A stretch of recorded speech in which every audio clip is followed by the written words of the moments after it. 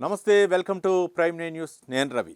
ఈరోజు వివిధ దినపత్రికలో ప్రచురితమైనటువంటి ప్రధాన అంశాలను చూద్దాం. ముఖ్యంగా ఈనాడు దినపత్రిక విషయానికి వస్తే ఈనాడులో మనం చూడొచ్చు పెట్టుబడులు అంటే ఒక పక్క చంద్రబాబు నాయుడు విదేశీ పర్యటన చేశాడు, మరోపక్క ఆ పెట్టుబడిదారులతోటి సమావేశాలు నిర్వహించడం ఏపీకి చేస్తున్నటువంటి తరుణంలో మరోపక్క 2 రోజుల పర్యటన నిమిత్తం ఆయన ఢిల్లీ వెళ్ళటం జరిగింది. ఢిల్లీలో దాదాపు 6 కేంద్ర మంత్రులను అయితే మాత్రం కలవటం జరిగింది. మొత్తానికి ఏపీలో అంటే పథకాలకి డబ్బులు అవ్వచ్చు, లేకపోతే ఏపీ అభివృద్ధి అవ్వచ్చు, రాజధాని అవ్వచ్చు, మరోపక్క ప్రాజెక్టులు పెండింగ్లో ఉన్నటువంటి ప్రాజెక్టులకు అయితే మాత్రం నిధుల కోసం అయితే మాత్రం ఆయన తీవ్ర శ్రమిస్తున్నారు. ఇక మొత్తానికి కేంద్ర మంత్రితో కలిసినటువంటి అంశాలను అయితే మాత్రం మన ఈనాడు దినపత్రికలో ప్రధాన అంశంగా బ్యానర్ ఐటెంగా ప్రచురించినట్లు తెలుస్తుంది. పూర్వోదయ నిధులు ఇవ్వండి, వ్యూహాత్మక అభివృద్ధికి సహకరించండి, రాయలసీమను ఉద్యాన హబ్గా మార్చడానికి 41,000 కోట్ల రూపాయలు కావాలి, సాస్కి కింద 10,000 కోట్ల రూపాయల అవసరం, కేంద్ర ఆర్థిక శాఖ మంత్రి నిర్మలా సీతారామన్కు ముఖ్యమంత్రి చంద్రబాబు నాయుడు వినతి అంటూ కేంద్ర ఆర్థిక శాఖ మంత్రికి నిర్మలా సీతారామన్కు పుష్పగుచ్చం ఇచ్చి ఆయన ఈ విషయాలన్నిటి కూడా వెల్లడించినట్లు తెలుస్తుంది. మరోపక్క మెగా షిప్ బిల్డింగ్ క్లస్టర్గా దుగరాజపట్నం అలా రూపొందించడానికి సహకరించండి, కేంద్ర మంత్రి సర్బానంద్ సోనోవాల్ను కోరిన సీఎం. విభజన చట్టంలోని సాగునీటి ప్రాజెక్టులకు సాయం చేయండి, జలజీవన మిషన్కు 1,000 కోట్ల రూపాయలు ఇవ్వండి, ఆల్మట్టి డ్యాం ఎత్తుపై కర్ణాటకను నియంత్రించండి, జలశక్తి శాఖ మంత్రి సిఆర్ పాటిల్కు చంద్రబాబు విజ్ఞప్తి. ఇట్లా ఒక్కొక్క మంత్రిని కలిసి ఒక్కొక్క శాఖకు సంబంధించినటువంటి దాదాపు 6 మంత్రులను కలిశారు ఏపీ సీఎం చంద్రబాబు నాయుడు బృందం. కలిసి ఈ వినతులు అయితే ఇచ్చారు. ఇక మెయిన్ ఆర్థిక శాఖ నిర్మలా సీతారామన్ ఆమెనైతే మాత్రం ఇప్పుడు వెళ్ళినప్పుడు ప్రతిసారి కూడా కేంద్ర ఆర్థిక శాఖ మంత్రి నిర్మలా సీతారామన్ అమిత్ షాను కలిసిన. ఇక మనం డీటెయిల్స్ చూద్దాం. కేంద్ర ఆర్థిక శాఖ మంత్రి నిర్మలా సీతారామన్ కలిసిన ముఖ్యమంత్రి రాష్ట్ర వ్యూహాత్మక అభివృద్ధి కోసం ఆర్థికంగా సహకారం అందించాలని కేంద్ర ఆర్థిక శాఖ మంత్రి నిర్మలా సీతారామన్ సీఎం చంద్రబాబు కోరారు. ఢిల్లీ పర్యటనకు వచ్చిన ఆయన ఉదయం నుంచి సాయంత్రం వరకు కేంద్ర జలశక్తి శాఖ మంత్రి సిఆర్ పాటిల్, ఆర్థిక శాఖ మంత్రి నిర్మలా సీతారామన్, నౌకాయాన శాఖ మంత్రి సర్బానంద్ సోనోవాల్, పట్టణాభివృద్ధి విద్యుత్ శాఖ మంత్రి మనోహర్ లాల్ ఖట్టర్, పెట్రోలియం మంత్రి హర్దీప్ సింగ్ పూరితో సమావేశమయ్యారు. ఆర్థిక మంత్రితో పూర్వోదయ, సాస్కి, పోలవరం, నల్లమల సాగర్ నిధుల గురించి చర్చించారు. గ్రామీణ ప్రాంతాలకు రహదారి అనుసంధానం, సాగునీటి వ్యవస్థ ఆధునికీకరణ, మౌలిక వసతుల అభివృద్ధి, పారిశ్రామిక కారిడార్ల విస్తరణ, ఆహార శుద్ధి క్లస్టర్ల ఏర్పాటు, విద్యా వైద్య సౌకర్యాల కల్పన కోసం పూర్వోదయ నిధులు అవసరం. ఇక ఈ పథకం కింద ఆంధ్రప్రదేశ్కు పెద్ద ఎత్తున నిధులు కేటాయించాలి. రాష్ట్రంలో ఆస్తుల సృష్టికి అవసరమైన పనులు చేపట్టాం. అందుకు రాష్ట్రాలకు మూలధన వ్యయం కోసం చేసే ప్రత్యేక సాయం కింద నిధులను వేగంగా విడుదల చేయాలి. రాష్ట్రం తీవ్రమైన ఆర్థిక ఒత్తిడిని ఎదుర్కొంటోంది. రాష్ట్రంలో రహదారులు, ఎంఎస్ఎంఈలు, పార్కులు, సాగునీటి ప్రాజెక్టుల పనులు, గృహ నిర్మాణం, వైద్యపరమైన మౌలిక వసతుల కల్పనకు ఈ నిధులు చాలా అవసరం. అందువల్ల సాస్కి కింద ఈ ఆర్థిక సంవత్సరంలో 10,054 కోట్లు ఇవ్వాలి. రాయలసీమను ఉద్యాన హబ్గా మార్చేందుకు వచ్చే బడ్జెట్లో ప్రత్యేక ప్యాకేజీ కేటాయించాలి. రాయలసీమ, ప్రకాశం జిల్లాలు కలిపి ప్రపంచవ్యాప్తంగా డిమాండ్ ఉన్న 18 ప్రధాన ఉద్యాన పంటలు పండిస్తున్నాయి. ఇక్కడ 8 జిల్లాల్లో 93 ఉద్యాన క్లస్టర్లు ఉన్నాయి. దీనిపై 33.7 లక్షల మంది రైతులు ఆధారపడ్డారంటూ చంద్రబాబు నాయుడు కేంద్ర ఆర్థిక శాఖ మంత్రికి విజ్ఞప్తి చేసినటువంటి అంశాన్ని మనం అయితే మాత్రం ఒక బ్యానర్ ఐటమ్గా మనం దినపత్రికలో చూడవచ్చు. మొత్తానికి అయితే మాత్రం 2 రోజుల పర్యటనలో సీఎం చంద్రబాబు నాయుడు అయితే మాత్రం కేంద్ర ఆర్థిక శాఖ మంత్రిని అలాగే వివిధ శాఖల మంత్రులను కూడా కలవటం జరిగింది. ఇంకా మరో అంశాన్ని మనం చూద్దాం. ఇంటర్ పరీక్షల్లో స్వల్ప సవరణలు అంటూ ఒక ఆసక్తికరమైనటువంటి కథనాన్ని చూడొచ్చు. ఒక హోలీ పండుగతో మార్చి 3న జరగాల్సిన పరీక్షలు 4 మార్పు, రంజాన్ కారణంగా 20 నాటికి పరీక్షలు, 20 నాటి పరీక్షలు 21న, ఇంటర్మీడియట్ పబ్లిక్ పరీక్షలో స్వల్ప మార్పులు జరిగాయి. రాష్ట్ర ప్రభుత్వం ఇటీవల 2026 సంవత్సరపు సెలవుల క్యాలెండర్ను విడుదల చేయడంతో ఆయా సెలవు రోజుల్లో వస్తున్న ప్రథమ, ద్వితీయ సంవత్సరాలకు చెందిన 2 పరీక్షల తేదీలో మార్పు చేసినట్లు ఇంటర్మీడియట్ విద్యామండలి కార్యదర్శి రంజిత్ భాష తెలిపారు. మిగతా పరీక్షలో ఎలాంటి మార్పులు లేవంటూ ఆయన చెప్పడం జరిగింది. మొత్తానికి ఇంటర్ పరీక్షలో అయితే మాత్రం చిన్న సవరణ అయితే మాత్రం చేయడం జరిగింది. ఇక మరో అంశం చూడొచ్చు. నిజాయితీ, సమగ్రతలకే ప్రాధాన్యం, పబ్లిక్ సర్వీస్ అధికారుల ఎంపికలో ఇదే కీలకం, నియామకాల్లో పారదర్శకత పెంచాలి, యూపీఎస్సీ అత్యంత విశ్వసనీయ సంస్థ. పిఎస్సి చైర్పర్సన్ల సదస్సులో రాష్ట్రపతి ద్రౌపది ముర్ము వ్యాఖ్యానించినటువంటి వ్యాఖ్యలు చూడవచ్చు. పిఎస్సి చైర్పర్సన్ల సదస్సు వేదికపై రాష్ట్రపతి ముర్ముకు జ్ఞాపకం బహుకరిస్తున్న UPSC chairman Ajay Kumar, TGPSC chairman Burra Venkatesham, Telangana governor Jishnudev Varma అంటూ ఒక కథనాన్ని కూడా మనం చూడవచ్చు. కానుకల లెక్కింపులో సంస్కరణలు తప్పనిసరి అంటూ మరో ఆసక్తికరమైనటువంటి విషయాన్ని చూద్దాం. ముఖ్యంగా అంటే పబ్లిక్ సర్వీస్ అధికారుల ఎంపికలో కీలక పాత్ర పోషించాలని ద్రౌపది ముర్ము వ్యాఖ్యానించినటువంటి వ్యాఖ్యలు ఒకసారి చూద్దాం. యూపీఎస్సీ రాష్ట్రాల పబ్లిక్ సర్వీస్ కమిషన్లు సమానత్వాన్ని, సామాజిక న్యాయాన్ని పెంపొందించే దిశగా పనిచేస్తున్నాయని, దేశ పురోగతిలో అవి నిరంతరం భాగస్వాములు కావాలని రాష్ట్రపతి ద్రౌపది ముర్ము ఆకాంక్షించారు. ప్రభుత్వోద్యోగుల ఎంపిక విధానంలో నిజాయితీ, సమగ్రత కలిగిన అభ్యర్థులకు అత్యంత ప్రాధాన్యత ఇవ్వాలని ఆమె సూచించడం జరిగింది. మొత్తానికైతే మాత్రం నియామకాల్లో అవ్వచ్చు, లేకపోతే పిఎస్సి చైర్మన్లు వాళ్ళ నియమించే విషయంలో అవ్వచ్చు, కొంచెం పారదర్శకత పాటించాలి, అంటే రాజకీయాలకు తావు లేకుండా ప్రాధాన్యత ఇవ్వాలని చెప్పేసి ఆమె అయితే మాత్రం సూచించారు. మరో ఆసక్తికరమైనటువంటి అంశం, కానుకల లెక్కింపులో సంస్కరణలు తప్పనిసరి, ఆధునిక సాంకేతికతను వాడుకోండి, తిరుమల తిరుపతి దేవస్థానంకు హైకోర్టు కీలక ఆదేశాలు, తక్షణ శాశ్వత చర్యలపై నివేదికల సమర్పణకు 2 వేర్వేరు గడువులు, పరకామణిలో చోరీ కేసు విచారణ 26కు వాయిదా అంటూ ఒక కథనాన్ని మనం చూడొచ్చు. వెంకటేశ్వర స్వామికి భక్తులు వివిధ రూపాల్లో కానుకలు సమర్పిస్తుంటారు. వాటి ఆర్థిక విలువ ఎంత అన్నదానికంటే ఎంత భక్తి భావంతో సమర్పించారన్నదే ముఖ్యం. కానుకలను భౌతికంగా కనిపించే వెలకట్టలేని మతపరమైన విశ్వాసానికి, మనోభావాలకు ప్రతీకగా భావించాలి. వాటిని అత్యంత జాగ్రత్తగా భక్తి భావంతో గుర్తించాలి. సరిగ్గా భద్రపరచడంతో పాటు పారదర్శకంగా లెక్కించేలా పర్యవేక్షించాలి. భక్తుల మనోభావాలు, విశ్వాసాలను కాపాడాల్సిన ప్రధాన కర్తవ్యం తిరుమల తిరుపతి దేవస్థానం పాలక మండలిపై ఉందంటూ ఏపీ హైకోర్టు కొన్ని కీలకమైనటువంటి వ్యాఖ్యలు. పరకామణిలో గతంలో హుండీ లెక్కింపు విషయంలో అయితే మాత్రం అవినీతి జరిగిందని చెప్పేసి మనం ఆరోపణలు రావటం, దానిపై సిట్ వేయటం, దానిపైన విచారణ జరుగుతుంది ప్రజెంటు. తర్వాత అదాలత్లో వాళ్ళకు అనుకూలంగా సెటిల్మెంట్ చేసుకున్నారనేటువంటి ఆరోపణలు అవన్నీ రావడం జరిగింది. బోమన కరుణాకర్ రెడ్డి కూడా దానికి విచారణకి హాజరవడం జరిగింది. మొత్తానికి అయితే మాత్రం రవికుమార్ అనేటటువంటి ఒక ఆఫీసర్ చేసినటువంటి ఆ దుర్బుద్ధితో మొత్తం కూడా పరకామణిలో జరిగినటువంటి అవినీతి అంతా కూడా వైసీపీ హయాంలో జరిగినటువంటి ఆర్థిక లావాదేవీలు ఏవైతే ఉన్నాయో వాటన్నిటిపై కూడా విచారణ ప్రజెంట్ కొనసాగుతుంది. ఇక లోక్ అదాలత్లో దానికి క్లియరెన్స్ రావటం, తర్వాత కూటమి ప్రభుత్వం అధికారంలోకి వచ్చిన తర్వాత ఎలా క్లియరెన్స్ ఇస్తారంటూ దానికి అంటే వాళ్ళ ఆస్తులు కూడా తిరుమల తిరుపతి దేవస్థానానికి రాయటం ఇట్లా జరిగినాయి. ఈ పరిణామాలన్నీ కూడా అంటే ఎందుకు ఆ పరకామణిలో ఎందుకు అవినీతి జరగాల్సింది. హైకోర్టు అయితే మాత్రం కొన్ని కీలకమైనటువంటి వ్యాఖ్యలు, అంటే పేద ప్రజల యొక్క మనోభావాలు ఏ విధంగా ఉన్నాయో హైకోర్టు కూడా అదే విధంగా వ్యాఖ్యానించింది. ఒక భక్తుడు 10 రూపాయలు ఇవ్వచ్చు, ఒక భక్తుడు 500 రూపాయలు ఇవ్వచ్చు, కలిగిన వాళ్ళు ₹1,00,00,000 ఇస్తున్నారు. కలియుగ వైకుంఠ దేవుడికి రకరకాల రూపంలో భక్తిభావంతో ఎంతో వ్యాపారవేత్తలు వాళ్ళు కలిసి వచ్చిన దాంట్లో ఎంతో కొంత ఇస్తున్నారు. వజ్రాల కిరీటాలు సమర్పించిన వాళ్ళు ఉన్నారు, రకరకాలుగా అంటే 10 రూపాయలు వేసిన వాళ్ళు ఉన్నారు, వాళ్ళకి తగ్గ స్తోమత ఉండోళ్ళు, లేకపోతే ముడుపులు కట్టి మాకు ఇది చల్లంగా దీవించు, మాకు ఈ పని అయితే మేము మీ దగ్గరకు వస్తాం అని చెప్పేసి ఆ ఏడుకొండల దేవుడిని మొక్కొని ఆ మొక్కు నెరవేరిన తర్వాత వచ్చి ఉండిలేసి పిల్లల పుట్టింటికిలో తీయటానికి అక్కడికి వెళ్తుంటారు. వాళ్ళకు ఫస్ట్ టైం వచ్చిన వాళ్ళు కొంతమంది నవదంపతులు వెళ్తుంటారు, ఎంతో కొంత స్వామివారి హుండీలో వేస్తారు.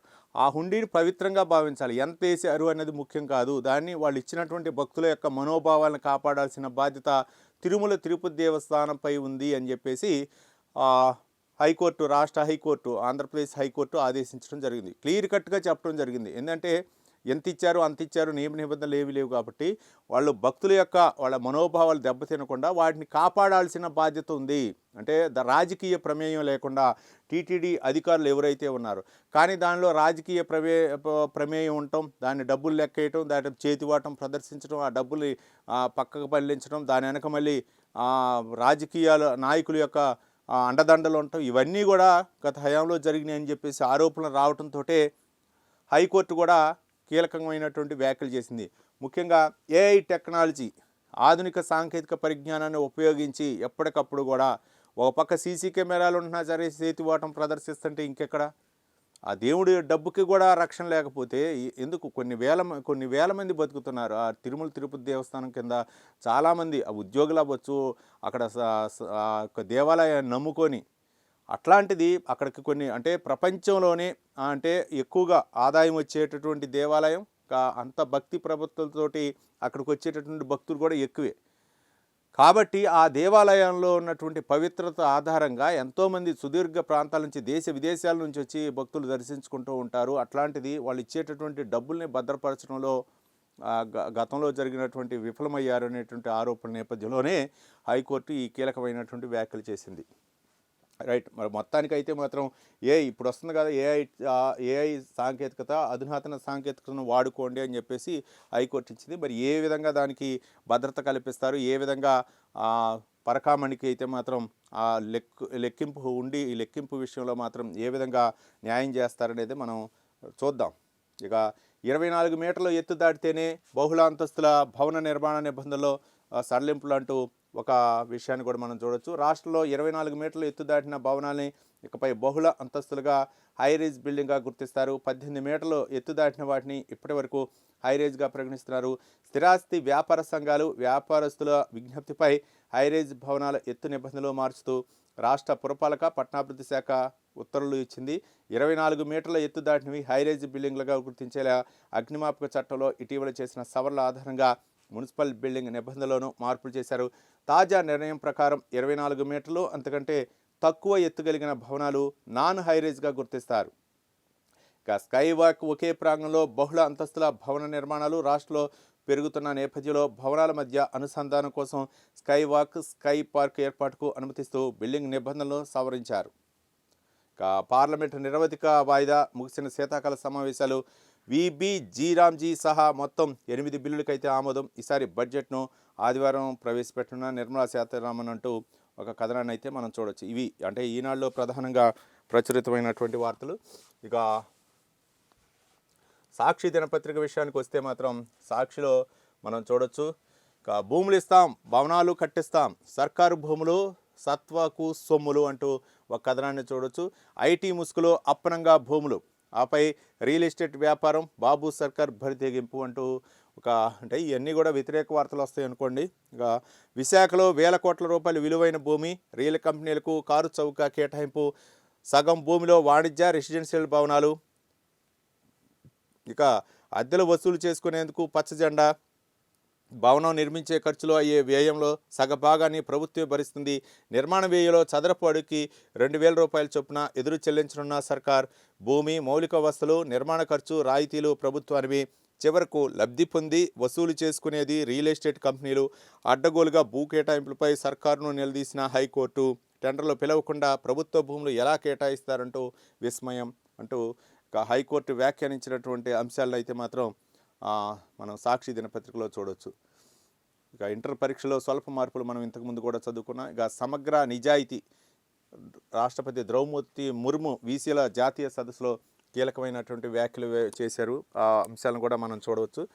అభ్యర్థులకు ఇవే కీలకం, పిఎస్సీలు వీటికి అత్యంత ప్రాధాన్యత ఇవ్వాలి. జాతీయ సదస్సులో రాష్ట్రపతి ద్రౌపది ముర్ము కొన్ని కీలకమైనటువంటి వ్యాఖ్యలు అయితే చేశారు.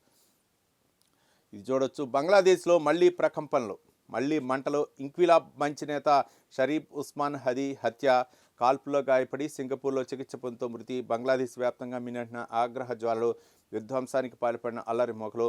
షేక్ ముజిబుల్ ఇల్లు ధ్వంసం, పత్రికా కార్యాలయాలపైన దాడులు, అసిస్టెంట్ ఇండియన్ హై కమిషనర్ నివాసంపైన రాళ్లదాడి. హిందూ కార్మికుడు దీపు చంద్ర దాస్ను కొట్టి చంపి దహనం చేసినటువంటి అంశాన్ని కూడా మనం చూడవచ్చు. అక్కడ బంగ్లాదేశ్లో షేక్ హసీనా గతంలో ప్రధానిగా చేసినప్పుడు ఆమెపై వ్యతిరేకత రావడం జరిగింది. రిజర్వేషన్ల కోసం అక్కడ యువత అయితే పెద్ద ఎత్తున దాడి జరిగితే దీనిపైన అయితే మాత్రం వెనక పాకిస్తాన్ ప్రమేయం ఉందని చెప్పేసి ఆరోపణలు కూడా రావడం జరిగింది. ఈ కోవలోనే అక్కడైతే మాత్రం అంటే షేక్ హసీనాకు భారత్ ఆమెకి ఆశ్రయం కల్పించడం, ఇవన్నీ కూడా భారత్పై అయితే మాత్రం అక్కడ విమర్శల అక్కడ ఆగ్రహ వేశాలు కొనసాగుతున్నాయి. ఈ నేపథ్యంలోనే హై కమిషనర్ అయితే మాత్రం అక్కడ దాడులు చేశారు. హై కమిషనర్ కూడా అలర్ట్ చేశారు. ఇక్కడ బంగ్లాదేశ్ హై కమిషనర్ కూడా నోటీసులు జారీ చేయడం జరిగింది. మొత్తానికి అంటే అక్కడ ప్రజాస్వామ్యం అయితే మాత్రం పక్కదారి పట్టింది. ఇప్పుడు తాత్కాలిక ప్రభుత్వం ఉంది, త్వరలో ఎలక్షన్లు జరగనున్న నేపథ్యంలో మరి ఎప్పుడైనా సరే అక్కడ శాంతి భద్రతలో ఏ విధంగా ఉంటాయనేదే మనం చూసుకోవాలి. ఇక బాబు మరో క్రెడిట్ చోరీ, వేగంగా రిజిస్ట్రేషన్లో బాబు గుప్పేనట అంటూ ఒక అంశాన్ని చూడవచ్చు. వైఎస్ జగన్ హయాంలో జరిగిన సంస్కరణలో తన ప్రతిభేనంటూ ప్రచారం. నిజానికి నిమిషాల్లో రిజిస్ట్రేషన్ పూర్తయ్యే విధానాన్ని తెచ్చింది వైఎస్ఆర్సీపీ ప్రభుత్వమే. ఇందుకోసం 2023లోనే సాఫ్ట్వేర్ కార్డు 2.0 అమల్లోకి. స్లాట్ బుకింగ్, ఆటో మ్యూటేషన్ కూడా అప్పుడే మొదలు. ఇక వీటన్నిటికీ ఫలితంగానే సులభంగా రిజిస్ట్రేషన్ ప్రక్రియ. అప్పట్లో దానిపై విష ప్రచారం చేసిన చంద్రబాబు ఎల్లో మీడియా అంటూ ఒక కథనాన్ని చూడవచ్చు. ఇక మేమే అభివృద్ధి చేశాం కానీ అది బాబు క్రెడిట్ కొడుతున్నా అని చెప్పేసి ఒక కథనాన్ని అయితే మాత్రం ఇచ్చేశారు. అంటే ఒక నిజానికి నిమిషాల్లోనే రిజిస్ట్రేషన్ పూర్తయ్యే విధానం తెచ్చింది వైఎస్ఆర్సీపీ ప్రభుత్వం అంటూ గత ప్రభుత్వమే తీసుకొచ్చింది. దాన్ని ఇప్పుడు బాబు క్రెడిట్ చేసుకుంటున్నారంటూ ఒక కథనాన్ని అయితే మనం చూడవచ్చు. ఇక 2023లోనే సాఫ్ట్వేర్ కార్డ్ 2.0 అమల్లోకి వచ్చిందని చెప్పేసి అప్పుడు జగన్ హయాంలోనే తీసుకొచ్చాం మేము, కానీ అది ఇప్పుడు బాబు క్రెడిట్ చేసుకుంటున్నారు అని చెప్పేసి మనం ఆ కథనాన్ని మనం చూడవచ్చు. ఆ నిరసన ప్రజా వ్యతిరేకతకు దర్పణం. 18 నెలలుగా హామీల అమల్లో మోసం, పాలనలో వైఫల్యాలు, అంతులేని అవినీతి, కోటి సంతకాల ఉద్యమం వీటన్నింటినీ ఎత్తి చూపింది అంటున్న రాజకీయ విశ్లేషకులు. ఓ అంశంపై ఈ స్థాయిలో నిరసన దేశ చరిత్రలో ఇదే ప్రథమం అంటున్న ప్రజా సంఘాలు. వైఎస్ఆర్సీపీకి ప్రజా మద్దతు పెరుగుతుందనడానికి ఇదే తార్కాణం అంటూ దాదాపు 1 కోటి మందిగా స్వచ్ఛందంగా సంతకాలు చారిత్రాత్మకం అంటూ మనం ఈ కథనాన్ని కూడా చూడవచ్చు. అంటే ఈ ప్రైవేట్ మెడికల్ కాలేజీలు ఒక అప్పలంగా ఇచ్చారు అన్న ఉద్దేశంతో అనమాట. ప్రభుత్వ మెడికల్ కాలేజీలని ప్రైవేటు దారాదత్తం చేశారు అని చెప్పేసి దానిపైన అయితే మాత్రం వైసీపీ 1 కోటి సంతకాల సేకరణ చేసింది. దానిపైనే వ్యతిరేకత అయితే వ్యక్తమవుతుందని చెప్పేసి ఒక కథనాన్ని అయితే మాత్రం మనం చూడవచ్చు. ఇక మరో దినపత్రిక ఆంధ్రజ్యోతి దినపత్రిక విషయానికి వస్తే, ఇక మనం ఆంధ్రజ్యోతి దినపత్రికల్లో సీఎం చంద్రబాబు నాయుడు ఢిల్లీ టూర్కి సంబంధించినటువంటి విషయాలను చూడవచ్చు. ఆర్థిక ఒత్తిడిలో ఉన్నాం, ఆదుకోండి అంటూ ఇక భారీగా నిధులివ్వండి. సీఎం చంద్రబాబు నాయుడు కేంద్ర హోంశాఖ మంత్రి అమిత్ షాతో జరిగినటువంటి విషయాలను అయితే మనం చూడవచ్చు. ఢిల్లీలో అమిత్ షా, నిర్మలా సీతారామన్తో సిఆర్ పాటిల్, సోనోవాల్, పూరి, ఖట్టర్తో వరుస భేటీలు. అభివృద్ధి బాట పట్టేందుకు సాయం చేయండి. విద్య, స్కిల్స్, వ్యవసాయం, ఎంఎస్ఎంఈ, హౌసింగ్, రోడ్లకు పూర్వోదయ నిధులు ఇవ్వండి. సాస్కి కింద 10,000 కోట్లు కేటాయించండి. ఉద్యాన హబ్గా సీమ 41,000 కోట్లు ఇవ్వండి. బడ్జెట్లో హార్టికల్చర్ ప్యాకేజీ ప్రకటించండి. నల్లమల్ల సాగర్ ప్రాజెక్టుకు సహకరించండి. బెజవాడ, విశాఖ మెట్రోలను ఆమోదించండి. రాష్ట్రంలోని 65 లక్షల ఎల్పీజీ కనెక్షన్లు ఉజ్వల పథకం పరిధిలోకి తీసుకురండి. కేంద్ర మంత్రులకు చంద్రబాబు విజ్ఞాపనలు. అమిత్ షాతో తాజాగా రాజకీయాలపైన చర్చ. ఒక భారీగా నిధులేమండి సీఎం చంద్రబాబు నాయుడు. ఎందుకంటే కేంద్ర ఆర్థిక శాఖ ఇంతకుముందు కూడా మనం చదువుకున్నాం, పేపర్లో హైలైట్గా అన్ని దినపత్రికల్లో కూడా హైలైట్గా ఈ అంశాన్ని ప్రచురించేది కేంద్ర ఆర్థిక శాఖ మంత్రి. ఇక రాష్ట్ర ఆర్థిక మంత్రి పై కేసులు కూడా చంద్రబాబు నాయుడు బృందంలో ఉన్నారు కాబట్టి నిర్మలా సీతారామన్కి అయితే మాత్రం విజ్ఞప్తి చేస్తున్నటువంటి అంశాలను అయితే మనం చూడవచ్చు. ఇక ఏపీ స్పీడ్కు కొత్త స్కీమ్ బ్రేక్లు అంటూ ఉపాధి ఉసూరు అంటూ ఒక కథనాన్ని చూడవచ్చు.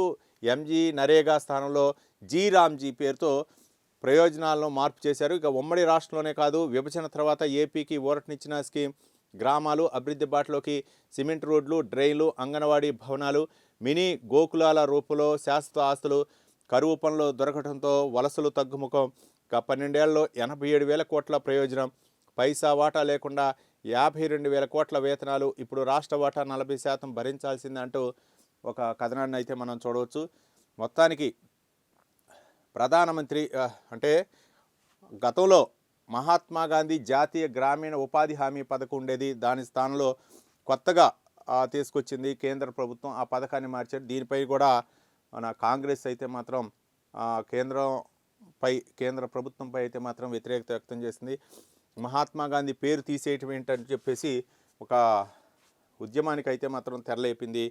మొత్తానికి నిరసనలు అయితే కొనసాగుతున్నాయి. అయితే ప్రధానమంత్రి అంటే గతంలో 100 రోజులు ఇచ్చేది, దాదాపు ఉపాధి హామీ పనులకి అయితే మాత్రం 100 రోజులు ఉండేది. తర్వాత 125 రోజులు చేస్తామని చెప్పేసి చెప్పడం జరిగింది. ఆ 125 రోజులు కూడా ఉండవు, ఇది నీరుగార్చడానికి చేస్తున్నటువంటి ప్రయత్నం అని చెప్పేసి ప్రధానంగా కాంగ్రెస్ విపక్షాలు అయితే ఆరోపిస్తున్నాయి. దీన్ని ఏ విధంగా చూడాలి? మొత్తానికి అయితే మాత్రం రాష్ట్రానికి సంబంధించినటువంటి అంశాలని, ఏపీకి సంబంధించినటువంటి అంశాలను అయితే మాత్రం చంద్రబాబు నాయుడు 6 కేంద్ర మంత్రులను కలవటం, వాళ్ళని కోరటం జరిగింది. ఇక ఆర్థిక శాఖ మంత్రి, రాష్ట్ర ఆర్థిక శాఖ మంత్రి పయ్యావుల కేసులు కూడా ఈ యొక్క చంద్రబాబు నాయుడు బృందంలో ఉన్నారు. ఇక జనవరిలో జాబ్ క్యాలెండర్, ఉద్యోగాలు సాధించడానికి అకాడమిక్స్తో ఇండస్ట్రీ అనుసంధానం అంటూ ఒక కథనాన్ని కూడా చూడవచ్చు. నైతిక విలువలపై చట్టం తెచ్చే యోచన చేస్తున్నాం, విద్యావంతులు యువకులు రాజకీయాల్లోకి రావాలి.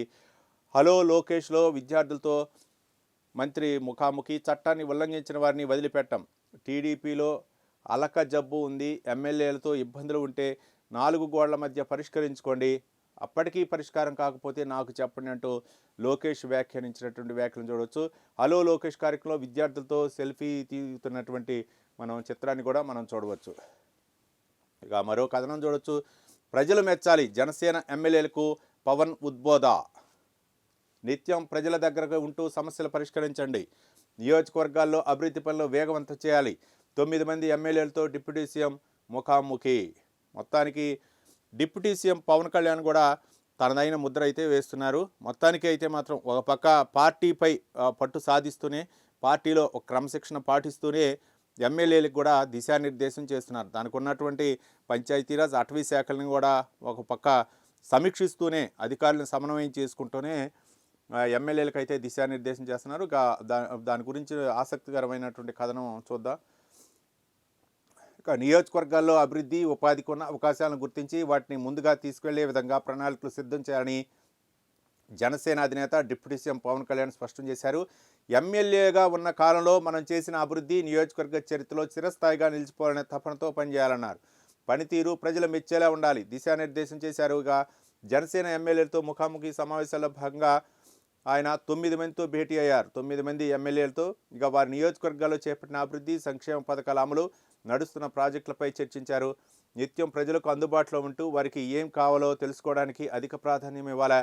ఇక ఆర్జీల పరిష్కారానికి పెద్దపీట వేయాలి. ప్రతి నియోజకవర్గంలో ఆర్థికంగా బలోపేతం కావాలి. మౌలిక వసతుల కల్పనతో పారిశ్రామిక వృద్ధికి అనువైన వాతావరణం కల్పించాలి. యువతకు ఉపాధి, ఉద్యోగావకాశాలు పెంచడంపై ప్రత్యేక దృష్టి సారించాలి. పాలన సంబంధిత అంశాలతో పాటు పార్టీ కార్యక్రమాల నిర్వహణకు ప్రాధాన్యత ఇవ్వాలని చెప్పారు. మరోపక్క జన సైనికులు, వీర మహిళలతో ఎప్పటికప్పుడు సమీక్షా సమావేశాలు నిర్వహించి వారి యొక్క సమస్యలు అయితే మాత్రం పరిష్కరించాలని చెప్పేసి చెప్పడం జరిగింది. మొత్తంలో కూడా అంటే పవన్ కళ్యాణ్ ఎమ్మెల్యేలు 9 మంది ఎమ్మెల్యేలతో అయితే మాత్రం సమావేశం నిర్వహించడం, 21 మంది ఎమ్మెల్యేలు 9 మంది ఎమ్మెల్యేలతో పవన్ కళ్యాణ్ సమావేశమై ఇక దిశానిర్దేశం జరిగింది. మనం ఏదన్నా నియోజకవర్గంలో కనుక ఒక పని, ఒక అభివృద్ధి కార్యక్రమం కనుక చేశామంటే చరిత్రలో నిలిచిపోయే విధంగా ఉండాలని చెప్పేసి ఆయన ఆదేశించడం జరిగింది. మరోపక్క జనసేన పార్టీ కార్యకర్తలు ఎవరైతే మనకి ఎన్నికలకు ముందు అవ్వచ్చు, లేకపోతే గతంలో పార్టీ ఆవిర్భావం నుంచి ఉన్నటువంటి జనసేన పార్టీ కార్యకర్తలు ఎదుర్కొంటున్నటువంటి సమస్యలు అవ్వచ్చు, అలాగే జనసేన వీర నారీమణులు అవ్వచ్చు, వాళ్ళందరూ కూడా ఏదైనా సమస్యలు ఉంటే వాళ్ళని కాపాడుకోవాల్సినటువంటి అవసరం ఉందని చెప్పేసి దిశానిర్దేశం చేయటం జరిగింది. మొత్తానికైతే మాత్రం ఒక పక్క ఆయన అంటే అభివృద్ధి కార్యక్రమాలు చేస్తూనే మరోపక్క ఆయనకి ఉన్నటువంటి శాఖలు ఏవైతే ఉన్నాయో పంచాయతీరాజ్, అటవీ శాఖల యొక్క అధికారులతో సమన్వయం ఏర్పాటు చేసుకుంటూ రూరల్ ఏరియాల్లో అభివృద్ధి వైపు వెళ్ళే విషయంలో మాత్రం నియోజకవర్గంలో అయితే మాత్రం పట్టు సాధించాలి. ముఖ్యంగా ఎమ్మెల్యేల క్రియాశీలక పాత్ర పోషిస్తారు కాబట్టి వాళ్ళు పట్టు సాధించాలి. చిరస్థాయిగా నిలిచిపోయే విధంగా పనులు ఉండాలి. ఒక అభివృద్ధి కార్యక్రమం జరిగిందంటే అది లోటుపాట్లు ఉండకూడదు, లేదా ఒక రోడ్డు వేసామంటే అది కొన్ని సంవత్సరాల వరకు కూడా ఆ రోడ్డు ఉండాలి. వేసిన వెంటనే మళ్ళీ తర్వాత నెలకు 2 నెలలకు ఆ రోడ్డు కనుక మళ్ళీ బేట్ల వారీ కనుక అది అస్తవ్యస్తంగా తయారైతే అది సరైన పద్ధతి కాదనే విధంగా ఆయన ఎమ్మెల్యేలకు అయితే మాత్రం దిశానిర్దేశం చేశారు. మనం ఇంతకుముందు కూడా చదివాం. బంగ్లాదేశ్లో మళ్ళీ అల్లర్లు, భారత వ్యతిరేక రాడికల్ సంస్థ ఇంక్విలాబ్ మంచ్ కన్వీనర్ హదీ హత్యతో తీవ్ర ఉద్రిక్తులు, పలు మీడియా సంస్థలపై అల్లరిముఖుల దాడి, అవామీ లీగ్ ఆఫీసులపై దాడులు, విధ్వంసం, హిందూ యువకుని కొట్టి చంపి చెట్టుకు వేలాడదీసి మృతదేహానికి నిప్పు పెట్టినటువంటి అంత దుర్మార్గంగా వ్యవహరించారో మనం చూడవచ్చు. బంగ్లాదేశ్కు పూర్తి సహాయ సహకారాలను ఇచ్చింది భారత్. అంతకుముందు షేక్ హసీనా ఉన్నప్పుడు కానీ, గతంలో ఉన్నప్పుడు కానీ పాకిస్తాన్కి బంగ్లాదేశ్గా అనమాట సపరేట్ అవటంలో భారత్ కీలక పాత్ర పోషించింది. బంగ్లాదేశ్కి అంత సహాయ సహకారాలు అందించారు. ఇప్పుడు అదే ఏకమేకై భారత్పై విధ్వంసం సృష్టిస్తుంది, అలాగే విద్వేషాలు రెచ్చగొడుతుంది. ఇంకా మరో అంశం చూడొచ్చు. గ్రీన్ కార్డ్ లాటరీ సస్పెండ్, వలసలపై అమెరికా అధ్యక్షుడు కఠిన నిర్ణయం. ఇటీవల బ్రౌన్ యూనివర్సిటీ కాల్పుల గ్రీన్ కార్డు దారుడే కారణమని అనుమానం. నేషనల్ డిఫెన్స్ ఆథరైజేషన్ యాక్ట్ బిల్లుకు అధ్యక్షుడు సంతకం అంటూ ఇప్పుడు అక్కడ వలసలపై అయితే మాత్రం అమెరికా అధ్యక్షుడు డొనాల్డ్ ట్రంప్ ఎప్పుడు కూడా H1B వీసాపై అయితే మాత్రం ఆయన కొన్ని ఆంక్షలు విధించడం జరిగింది. ఇప్పుడైతే మాత్రం ఇంకా లాటరీ విధానంలో అయితే మాత్రం గ్రీన్ కార్డు లాటరీ విధానంలో అయితే మాత్రం ఇక ఇప్పుడు అయితే మాత్రం నిలిపివేయటం జరిగింది. ఇక మరో అంశం చూడొచ్చు. మరో green field highway Kharagpur Cuttack Visakhapatnam Amaravati 446 కిలోమీటర్ల మేర నిర్మించేందుకు ప్రతిపాదన. రాష్ట్రమంతా ముస్తాబు. నేటి నుంచి స్కూళ్ళు జూనియర్ కాలేజీలు అమలు. విద్యార్థుల శుభ్రతకు అందమైన కార్యక్రమం. పాఠశాలలో ప్రతి తరగతి గదిలో అద్దం దువ్వెన. గోదావరి పుష్కరాలకు 3,000 కోట్ల రూపాయలంటూ రానున్న గోదావరి పుష్కరాలకు అయితే మాత్రం 3,000 కోట్ల రూపాయల నిధులు కేటాయించారు. దానికి సంబంధించినటువంటి విషయం కూడా చూడవచ్చు. ఇక అధిష్టానం నా వైపే, 5 ఏళ్ళు నేనే సీఎం, 2.5 ఏళ్లే తీర్మానం లేదు, నా పదవికి డోకా లేదు, కర్ణాటకలో బీజేపీ ఎప్పటికీ అధికారంలోకి రాదు, ముఖ్యమంత్రి మార్పుపై ప్రకటన కోరిన విపక్ష సభ్యులపై సిద్ధరామయ్య ఆగ్రహం, సభలో డిప్యూటీ సీఎం లేని సమయంలో వ్యాఖ్యలు, సీఎంతో ఒప్పందం నిజమే, డీకే శివకుమార్. ఇది చూడవచ్చు మనం, ఆసక్తిగా ఉంది. కర్ణాటక రాజకీయాలు అన్నమాట. ఎప్పుడూ లేనప్పుడు సందట్లో సడేమి అంటూ ఇది ఒక వార్త ఎప్పుడూ బయటకు వస్తుంది. మరి ఇది అది తెగేది కాదు, లేకపోతే అది అతికేది కాదు. సిద్ధరామయ్య డిప్యూటీ సీఎం అక్కడ డీకే శివకుమార్, అలాగే సీఎం సిద్ధరామయ్య 2 సంవత్సరాలు ఒకసారి, 2.5 సంవత్సరాలు ఒకళ్ళు అని చెప్పేసి ఒక పక్క చెప్పుకుంటారు. ఆయన డిప్యూటీ సీఎం డీకే శివకుమార్, ఈయన సిద్ధరామయ్య. కాంగ్రెస్ ప్రభుత్వం అక్కడ అధికారంలో ఉన్న నేపథ్యంలో అది అక్కడ వివాదాస్పదం అవుతూ ఉంటుంది. మళ్ళీ ఒకసారి బ్రేక్ఫాస్ట్కి ఒకళ్ళింటికి ఒకళ్ళు వెళ్తుంటారు. తర్వాత మా ఇద్దరి మధ్య ఏమీ గొడవలు లేవు అంటారు. ఇప్పుడు సిద్ధరామయ్య హాట్ కామెంట్ చేశారు, అట్లా సీఎం షేరింగ్ అనేది లేదు ఇద్దరి మధ్య, అట్లాంటిది ఏమీ లేదు, నేనే సీఎంని అని చెప్పారు. 5 సంవత్సరాలు నేనే సీఎంగా ఉంటానని చెప్పారు. మరో పక్క సీఎంతో ఒప్పందం నిజమే, డీకే శివకుమార్ అంటూ చెప్తున్నారు. ఇక ఒక పక్క ఏమో ఆయన వర్గం ఈయన వర్గం, అంటే ఈ రాజకీయంగా అంటే డైవర్ట్ చేయటం కోసం కూడా ఇట్లాంటి టిక్స్ ఉపయోగిస్తూ ఉంటారు పాలిటిక్స్లో. అట్లాంటిది అది మనకి మన రాష్ట్రానికి సంబంధించింది కాదు కాబట్టి ఆ విధంగా చూడవచ్చు. ఇక టీసీఎస్ వచ్చేస్తుంది. జనవరి నెలాఖరులోగా విశాఖలో ప్రారంభం. తొలుత 2,000 మంది ఉద్యోగులతో ఆపరేషన్స్. మిలీనియం టవర్లో ఇంటీరియర్ పనులు పూర్తి. ఒకే రోజు తాత్కాలిక కార్యాలయం ప్రారంభం. శాశ్వత క్యాంపస్ భూమి పూజకు సన్నాహాలు. 2027 చివరికి శాశ్వత క్యాంపస్ అందుబాటులోకి. విశాఖ రుషికొండ ఐటీ సెజ్లో ప్రారంభానికి సిద్ధమవుతున్న టీసీఎస్ క్యాంపస్. మొత్తానికైతే మాత్రం ఏపీ ఐటీపై ఒక పక్క అభివృద్ధి వైపు పరుగులు పెడుతూనే మరో పక్క ఇండస్ట్రీ డెవలప్మెంట్పై అయితే మాత్రం దృష్టి కేంద్రీకరించింది. ఐటీ హబ్ విశాఖను అయితే మాత్రం ముఖ్యంగా చంద్రబాబు నాయుడు తన మార్కుని అయితే మాత్రం చూపించడం. ఐటీ శాఖ మంత్రి నారా లోకేష్ కూడా గూగుల్ సంస్థ అవ్వచ్చు, లేకపోతే మిగిలిన సంస్థలపై అవ్వచ్చు, ముఖ్యంగా అయితే మాత్రం తాత్కాలిక బిల్డింగ్లైనా సరే ఏర్పాటు చేసి ఆ సంస్థల కార్యకలాపాలు కొనసాగించాలా. ఏపీ నుంచే కార్యకలాపాలు కొనసాగిస్తూ ఉంటే తర్వాత శాశ్వత భవనాలు ఉండొచ్చు, వాళ్ళకి కావలసినటువంటి మౌలిక సదుపాయాలు, భూములు, అలాగే నీళ్లు, ఇవన్నీ కూడా వాళ్ళకి ఏర్పాటు చేసే ఉద్దేశంతో అయితే మాత్రం ముఖ్యంగా పరుగులు పెట్టేస్తున్నారు. కాబట్టి త్వరలోనే టీసీఎస్ వచ్చేస్తుందని చెప్పేసి ఒక ప్రకటన కూడా చూడవచ్చు.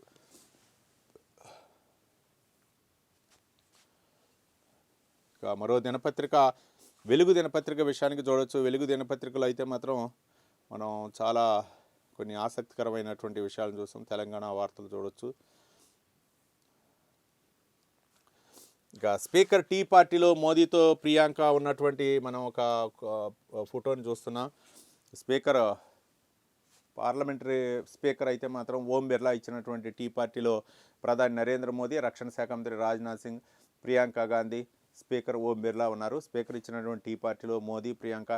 లోక్సభ స్పీకర్ ఓం బిర్లా శుక్రవారం సాయంత్రం తన ఛాంబర్లో ఎంపీలకు టీ పార్టీ ఇచ్చారు. అధికార పార్టీకి చెందిన ఎంపీలతో పాటు కాంగ్రెస్ ఎంపీ ప్రియాంక గాంధీ, ఇతర ప్రతిపక్ష ఎంపీలు హాజరయ్యారు. ప్రధానమంత్రి నరేంద్ర మోదీ, రక్షణ శాఖ మంత్రి రాజ్నాథ్ సింగ్, ప్రియాంక గాంధీ ఒకే చోట కూర్చొని సరదాగా మాట్లాడుకున్నారు. చాలా సంవత్సరాల తర్వాత ఇది అరుదైన చిత్రం అన్నమాట.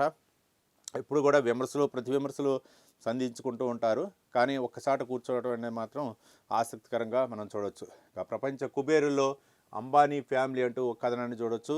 ఇక బ్లూంబర్గ్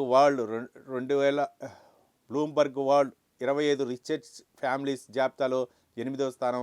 సంపద దాదాపు 9.50 లక్షల కోట్లు. భారత్ నుంచి ఒకే ఫ్యామిలీ వరుసగా 7వసారి చోటు. లిస్టులో ఫస్ట్ పేరులో వాల్మార్ట్ ఓనర్స్ వాల్టిన్ ఫ్యామిలీ ఉన్నట్లు మనం ఒక కథనాన్ని అయితే మనం చూడవచ్చు.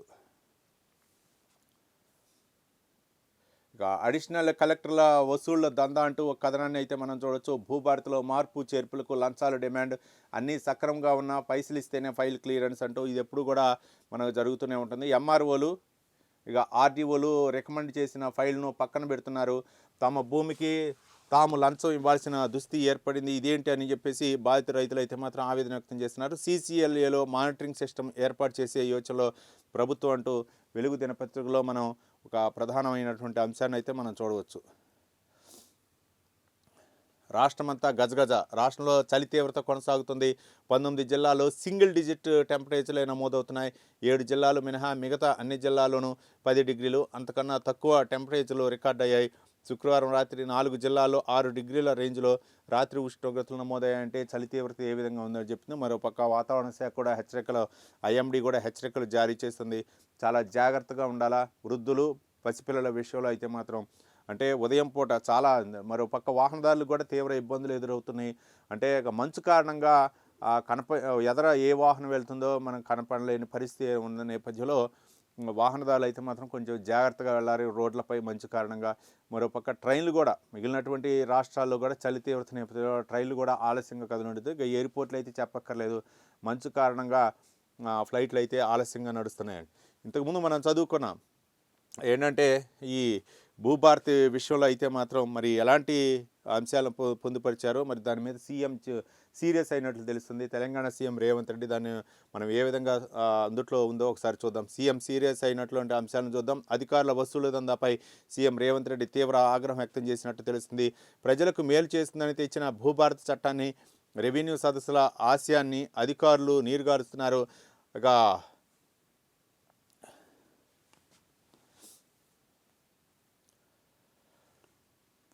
అధికారులు అయితే మాత్రం నీరుగారుస్తున్నారు. ఇక సంగారెడ్డి, రంగారెడ్డి, మేడ్చల్ జిల్లాలో అత్యధికంగా భూ సమస్యలు, అవినీతి ఆరోపణలు ఉన్నట్లు సీఎంఓ గుర్తించింది. సరిగ్గా ఉన్న దరఖాస్తులు ఇంకా ఎందుకు పెండింగ్లో ఉన్నాయో సంజాయిషి ఇవ్వాలని, రైతులు ఇబ్బంది పెడుతున్న అధికారులను ఉపేక్షించేది లేదని సీఎం హెచ్చరించినట్టు తెలిసింది. కాగా గతంలో రంగారెడ్డి జిల్లా అదనపు కలెక్టర్ ఏసీబీకి చిక్కడం, ఇటీవల Hanamkonda additional collector local bodies ఏసీబీకి పట్టుపడటంతో ఆ స్థాయిలో జరుగుతున్న అవినీతి అక్రమాలను ప్రభుత్వం సీరియస్గా తీసుకుంది. అది భూభారత చట్టం తీసుకొచ్చి కరెక్ట్గా అన్ని పత్రాలు సక్రమంగా ఉన్నా సరే చేయని పరిస్థితి, డబ్బులు గుంజటం, మరోపక్క రైతులు కూడా ఆవేదన వ్యక్తం చేస్తున్నారు. కాబట్టి దానిపై అయితే మాత్రం తెలంగాణ సీఎం సీరియస్ అయినట్లుగా మనకి వార్తలు అందుతున్నాయి. ఆ వార్తనే మనకు ప్రచురించే వెలుగులో అదే మనం చూసాం. ఇక ఎంఆర్ఓలో, ఆర్టీఓలో రికమెండ్ చేసిన ఫైల్ కూడా పక్కన పెడుతున్నారు. తమ భూమికి తాము లంచం ఇవ్వాల్సిన దుస్థితి ఏంటంటే బాధిత రైతులు అయితే మాత్రం వాపోతున్నారు. ఇక సీసీఎల్ఏలో మానిటరింగ్ సిస్టమ్ ఏర్పాటు చేసే యోచనలో అయితే మాత్రం ప్రభుత్వం ఎన్ని సంస్కరణలు తీసుకొచ్చినా, ఎంత సులువుగా తీసుకొచ్చినా మాత్రం చేతివాటు ఇక్కడ ప్రధానంగా ఉంది. ఎంఆర్ఓలు, ఆర్టీఓలు రికమెండ్ చేసిన ఫైళ్ళు అయితే మాత్రం పరిష్కరించే పరిస్థితి లేదు. మనకు కొంచెం హైదరాబాద్ సరౌండింగ్లో ఉన్నటువంటి సంగారెడ్డి, రంగారెడ్డి, మేడ్చల్ జిల్లాలోనే అత్యధిక భూ సమస్యలు. రేటు పెరుగుతుంది, మరో పక్క దాన్ని ఇచ్చేసుకోవాలన్నా సరే చేసుకోలేని పరిస్థితి ఉంది.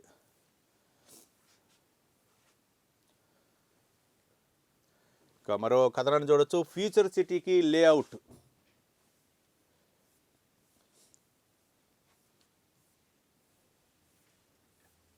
ఫ్యూచర్ సిటీకి లేఅవుట్.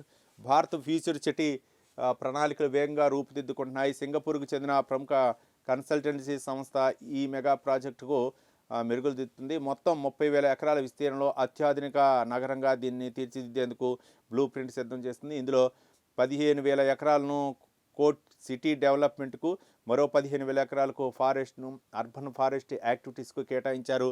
ఇక సింగపూర్ కన్సల్టెన్సీ ప్రాథమిక నివేదిక ప్రకారం ముచ్చెర్ల, మీర్ఖాన్పేట, పన్దండు, కందుకూరు గ్రామాల పరిధిలోని 1000 ఎకరాలు ఈ మెగా సిటీ విస్తరించనుంది. భౌగోళిక అనుకూలతలు, నేల స్వభావం ఆధారంగా ఏ వింగ్ ఎక్కడ ఉండాలన్నది నిర్ణయించారు.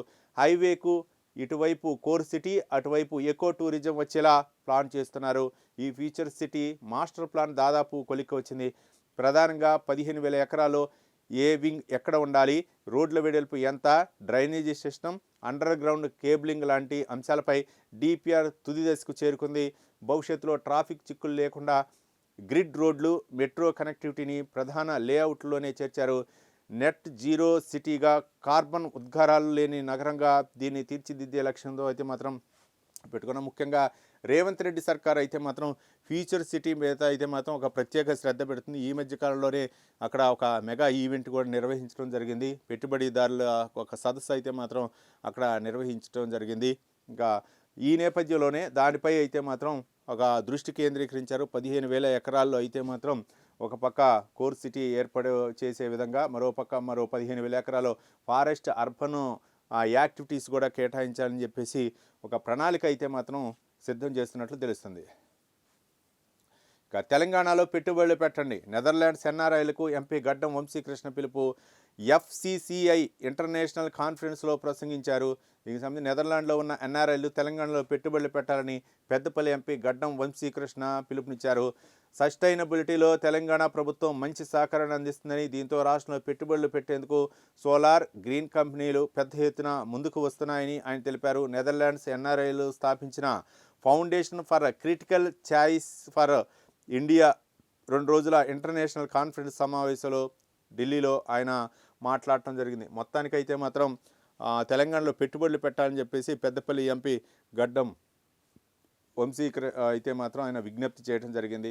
మొత్తానికి అంటే ఒక విధంగా చెప్పాలంటే రాష్ట్రంలో పెట్టుబడులకు, అంటే తెలంగాణలో కాంగ్రెస్ ప్రభుత్వం అధికారంలో ఉంది కాబట్టి పెట్టుబడులకు అనుకూలమైనటువంటి వాతావరణం, పెట్టుబడులకు కావాల్సినటువంటి మౌలిక సదుపాయాలు అన్నీ కూడా మేము కల్పిస్తాం. మీకు కావాల్సినటువంటి ఆ ఎంఓయూలు అవన్నీ కూడా మేము అంటే ఒక విధంగా చెప్పాలంటే వాళ్ళకి సులువుగా, పెట్టుబడిదారులు ఎవరైతే ఉన్నారో వాళ్ళు సులువుగా అక్కడ ఇండస్ట్రీ పెట్టడానికి అనుకూలమైనటువంటి మార్గాన్ని మేము కల్పిస్తామని చెప్పేసి ఆయన అయితే మాత్రం వాళ్ళని పిలుపునివ్వడం జరిగింది. మరి దానికి ఒక పక్క ప్రభుత్వం అయితే మాత్రం చర్యలు తీసుకుంటుంది. మరో అంశం చూద్దాం. ఇక ప్రభాకర్ రావు కస్టడీ 25 వరకు పొడిగింపు, 26 విడుదల చేయాలి, 26ను విడుదల చేయాలి సుప్రీంకోర్టు. ఆ తర్వాత కూడా ఆయనపై బలవంతపు చర్యలు తీసుకోవద్దు ఆదేశం ఇచ్చింది. ఇక మరోపక్క తదుపరి విచారణ జనవరి 16కు వాయిదా వేసినట్లు మనం ఫోన్ ట్యాపింగ్ కేసులో అయితే మాత్రం మాజీ చీఫ్ ప్రభాకర్ రావు అయితే మాత్రం విచారణ కొనసాగుతుంది. ఇక 25 వరకు కూడా కస్టడీకి ఇవ్వడం జరిగింది. ఎలాంటి వేధింపులు ఇవ్వద్దు, ఆయనపై బలవంతపు చర్యలు తీసుకోవద్దని చెప్పేసి అయితే మాత్రం కోర్టు ఆదేశించడం జరిగింది సుప్రీంకోర్టు. మరోపక్క అంటే ఆయన ఎంతమంది ఉన్నారు, కీలకంగా ఎవరెవరు ఉన్నారు, ఎవరెవరు ఫోన్ ట్యాపింగ్ చేశారని అయితే మాత్రం ఆయన చూస్తున్నారు. కానీ సాధ్యమైనంత వరకు అయితే మాత్రం పోలీసులు ఎంత ఇంటరాగేట్ చేసినా సరే ఆయన అయితే మాత్రం ఒక తప్పించుకునే ధోరణిలోనే మాట్లాడినట్లు తెలుస్తుంది. మొత్తానికైతే మాత్రం కేసులో పురోగతి ఎంతవరకు సాధించారంటే ఇంతవరకు కూడా అధికారులు అయితే మాత్రం వెల్లడించలేదు. మొత్తానికి కేసు విచారణ జరుగుతుంది కాబట్టి మరి ఎలాంటి అంశాలు, ఆయన కస్టడీలో ఎలాంటి అంశాలు వెల్లడించారనేది ఆ విచారణలో మనకు అధికారులు ఇప్పటివరకు కూడా వెల్లడించారు. సహకరించలేదు అని చెప్పేసి కొన్ని వార్తలు అయితే వచ్చాయి. మరి ఎప్పటివరకు ఆయన నిజం వాస్తవం చెప్తున్నారు అనేది మనం చూడాలా. మరోపక్క సిట్ దర్యాప్తులో అవ్వచ్చు, మరోపక్క విచారణలో అది కోర్టు పరిశీలనలో ఉంది కాబట్టి ఆయన ఏ విధంగా అందుట్లో విచారణ నిగ్గు తేలుస్తారనేది మనం చూడాలి. మొత్తానికి ఈరోజు వివిధ దినపత్రికలో ప్రచురితమైనటువంటి అంశాలను మనం చూస్తే ఏపీ సీఎం చంద్రబాబు నాయుడు అయితే మాత్రం ఢిల్లీ పర్యటనలో 6 కేంద్ర మంత్రులను కలవటం జరిగింది. ఆర్థిక శాఖ మంత్రి నిర్మలా సీతారామన్, మరోపక్క కేంద్ర హోంశాఖ మంత్రి అమిత్ షా కలిసి రాజకీయ అంశాలు ప్రస్తావించడం జరిగింది. మరోపక్క ఆర్థిక శాఖ మంత్రి నిధుల గురించి అయితే మాత్రం పూర్వపు నిధులు ఇవ్వండి అని చెప్పేసి విజ్ఞప్తి చేయడం జరిగింది. మరోపక్క పోలవరం ప్రాజెక్ట్ అవ్వచ్చు, బనకచర్ల, మరోపక్క ఏవైతే పెండింగ్లో ఉన్నాయో వాటన్నిటికి కూడా నిధులు ఇవ్వాలని చెప్పేసి విజ్ఞప్తి చేయడం జరిగింది 2 రోజుల పర్యటనలో సీఎం. మరోపక్క ఉప ముఖ్యమంత్రి పవన్ కళ్యాణ్ అంటే జనసేన పార్టీ ఎమ్మెల్యేలతో సమావేశం అవటం, అలాగే ముఖ్యంగా అంటే అభివృద్ధి కార్యక్రమాలు అనేవి నియోజకవర్గం చేసుకుంటూ శాశ్వతంగా చిరస్థాయిగా ఉండే విధంగా అని చెప్పేసి ఆయన కూడా ఆదేశాలు ఇవ్వటం జరిగింది. మరోపక్క ఇక తెలంగాణ విషయానికి వస్తే మాత్రం ఇక ఫ్యూచర్ సిటీ డెవలప్మెంట్పై అయితే మాత్రం రాష్ట్ర ప్రభుత్వం దృష్టి కేంద్రీకరించింది. మరోపక్క భూపారతలో వస్తున్నటువంటి సమస్యలను పరిష్కరించాలి, అవి క్లియర్గా ఉన్నా సరే, ఆ దస్త్రాలన్నీ అవ్వచ్చు లేకపోతే ఆ ఫైళ్ళన్నీ అవ్వచ్చు, క్లియర్గా ఉన్నా సరే, ముఖ్యంగా హైదరాబాద్ చుట్టూ ఉన్నటువంటి సంగారెడ్డి, అలాగే రంగారెడ్డి, మేడ్చల్ మెదక్ జిల్లాల్లో ఉన్నటువంటి భూ సమస్యలే ఎక్కువగా ఉన్నట్లు తెలుస్తుంది. రైతులు అంటే క్లియర్గా ఉన్నా సరే లంచం లేనిదే ఫైల్ కదలనే పరిస్థితి ఏర్పడదని చెప్పి దీనిపై అయితే మాత్రం తెలంగాణ సీఎం రేవంత్ రెడ్డి కూడా సీరియస్ అవుతున్నట్లు తెలుస్తుంది. మొత్తానికైతే మాత్రం ఇవి దినపత్రికలో ప్రచురితమైనటువంటి వార్తా కథనాలు. చూసినామనండి ప్రైమ్ 9 న్యూస్.